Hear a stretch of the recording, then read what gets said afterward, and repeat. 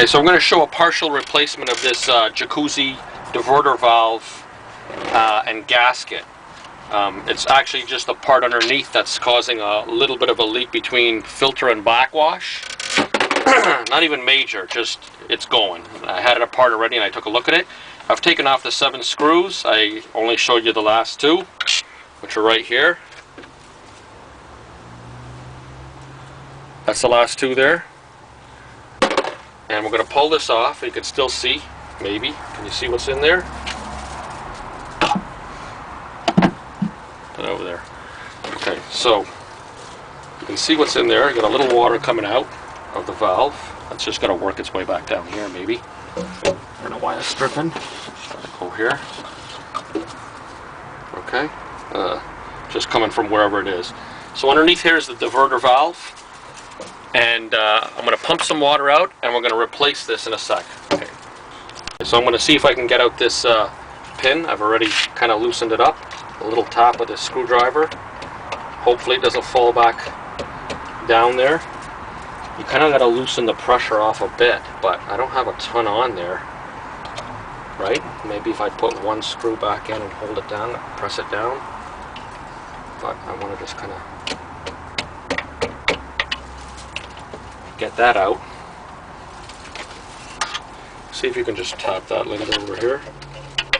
I'm going to press up, okay? There we go. That's very, very tough. Tight spring.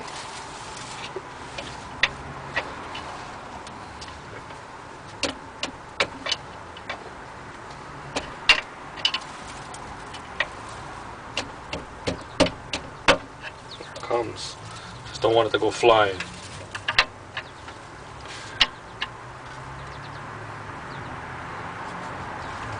Where's that big screwdriver? The blue one.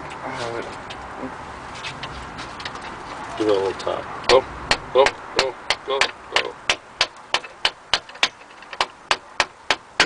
Oh, it's just sprung up on the screwdriver. There we go. Okay, so there's the pin. We're not fully out. We'll clean that all up. There's the valve. There's the piece. Okay, everything looks good. Put that over there. So let's see what comes out here.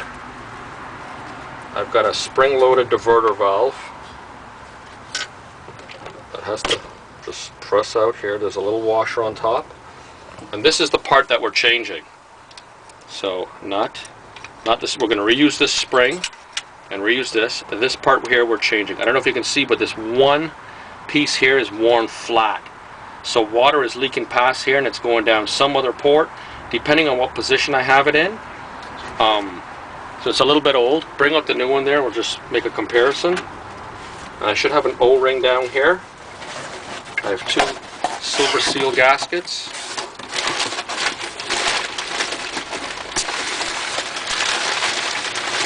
So that's what it looks like.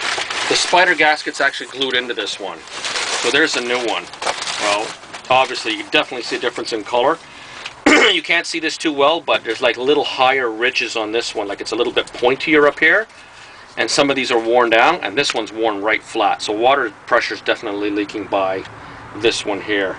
So we're going to transfer some of these parts over. We're going to grease stuff up. We're going to just check everything over, make sure it's okay. And then we're going to fit it back up, put the handle back in, and bolt her back down, and that's it. Okay, pause that. Right, so I put a little of this rubber safe lube on this little O-ring. That's probably even too much. Little bit around this, because this seals the top handle. This seals the top handle from water leaking out the top handle. Okay, just clean this thing up a little bit with a toothbrush.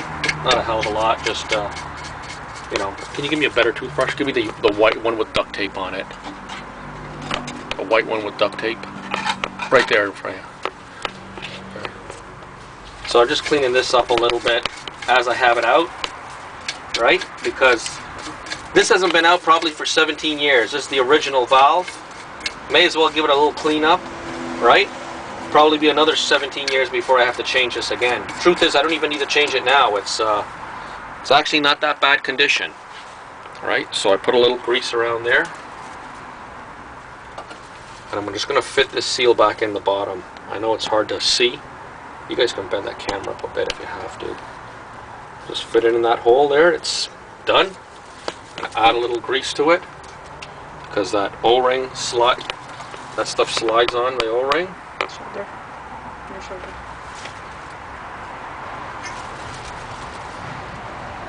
A little grease around there. I'm going to also grease around this bottom ring here a little bit, which I did before. I didn't clean this stuff up yet. So a little bit of rust stain. It's a stainless steel bushing. But I want to keep all this stuff in the same order it came out. Like on the old one, because nothing was leaking really, other than the gasket, the diverter being worn. So I want to keep all this stuff together. Pass me a new diverter. I'm finishing off this tube of lube tube, whatever, magic grease. They have different names for it. Take the whole spring pack together. Put tiny film here. This will probably get washed off pretty quick, so I'm not too worried about it. But there's a new one. On she goes. Okay. Let's get this one out of here so I can sit this there. Alright. I'm going to just put a little bit of this where that rubber O-ring goes.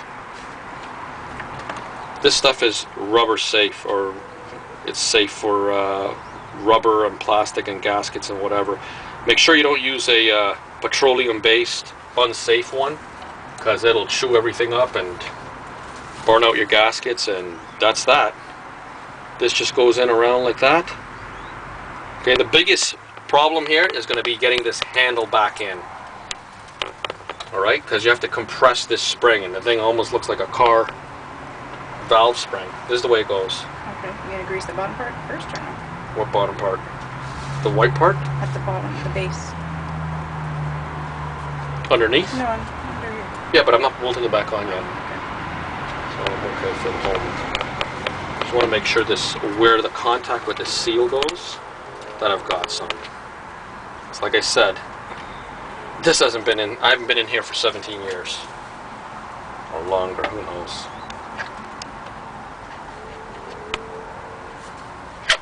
Up she goes. There it is. That's in.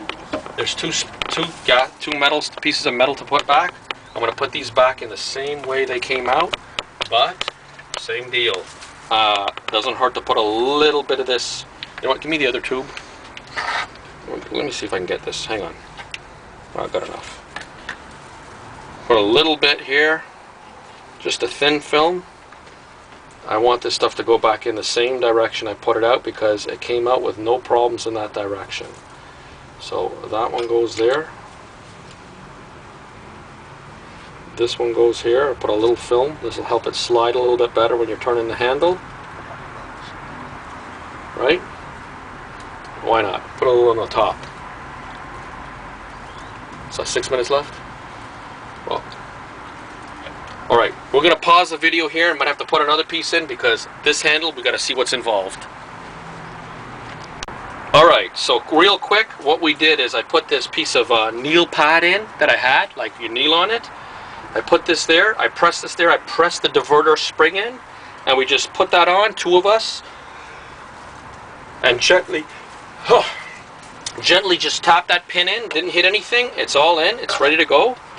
What we're going to do is, when we put it back in, since there's pressure in any position, we're going to put it in winterize. Winterize is actually going to hold the piece up, which I'm going to quickly do right now. That's going to take the spring load pressure off of here. I did put a very thin film of that same grease that I used on the O-ring around here.